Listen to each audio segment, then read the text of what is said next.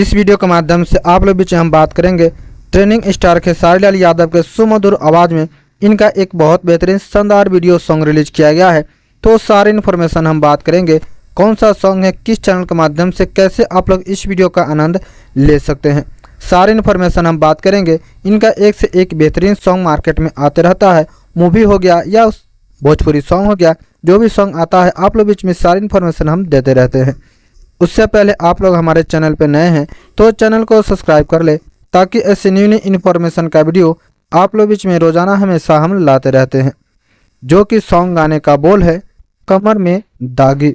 यह एक भोजपुरी सॉन्ग होने वाला है, जिनके सिंगिंग किए हैं खेसारी लाल यादव, इनके साथ निभाए हैं शिल्पी राज जी। इस सॉन्ग के लिरिक्स से सजाए हैं कुंदन प्रीत जी, म्यूजिक दिए हैं रोशन सिंह जी। फिटिंग एक्टिंग कलाकारी करते नजर आ जाएंगे सोना दे एंड खेसारी लाल यादव। इस सॉन्ग को प्रोड्यूस किए हैं बंटी यादव, वीडियो शूट किए हैं पवन पाल जी। आप लोग जाकर आप सभी जाकर इस सॉन्ग का आनंद ले सकते हैं, जो कि रिलीज हो चुका है आराध्या फिल्म यूट्यूब चैनल के माध्यम से। इस सॉन्ग का आप लोग फुल आनंद ले सकते हैं, जो कि ट्रेंडिंग स्टार खेसारी लाल यादव का सुमधुर आवाज में।